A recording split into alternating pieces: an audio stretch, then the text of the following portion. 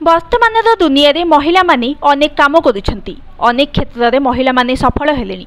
केवल घर काम दे नुहे बाहर काम दे मध्य महिलांकर चर्चा हेलानी।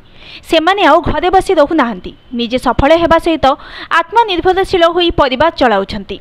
एकविंश शताब्दी रे महिला सशक्तिकरण उच्च स्तर छुईची।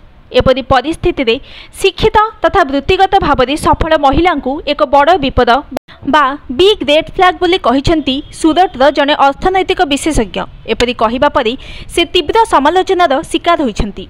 व्यक्ति जनक निज social media account X ray लिखिछंती उच्च शिक्षिता कार्यरत महिला को विवाह करबा सबुठारु खराब निष्पत्ति। एहा एक विराट बड़ विपद। आर्थिक क्षेत्र स्टॉक मार्केट विशेषज्ञ विजय मराठा कहिसेंती जे एभली महिला जने बड़ नाली पताका अर्थात बड़ विपद। एपरि विवादीय मंतव्य देबा परे एहा एक्स रे खूब शीघ्र भाइराल हो जाइथिला। एहा सहित एपरि मंतव्य को नहीं सोशल मीडिया यूजर्स असंतोष प्रकाश करिसेंती। गत शनिवार दिन विजय एक्स रे पोस्ट करिसेंती उच्च शिक्षिता कार्यरत महिला को विवाह करबा तुम जीवनर सबुठारु खराब निष्पत्ति हेबो बड़ नाली पताका। एही पोस्ट को देखिथिबा अनेक उपभोक्ता एपरि मत को पढ़ी प्रतिक्रियाशील होई उठिछंती। एहा सहित लिंगगत समानतार महत्व एवं महिला मानकर क्यारियर एवं शिक्षा को समर्थन करिसेंती।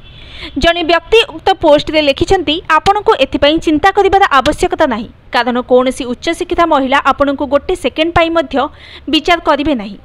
अन्य जने लिखिछंती मो मतरे एहा सत्य नुहे, एहा व्यक्ति उपरे निर्भर करे। मो स्त्री शिक्षिता एवं स्वाधीन, किंतु आमे परस्पर को समान भाव सम्मान करू। अन्य जने कहिछंती तुमे जने दुर्बल असुरक्षित पुरुष। Bureau report news today.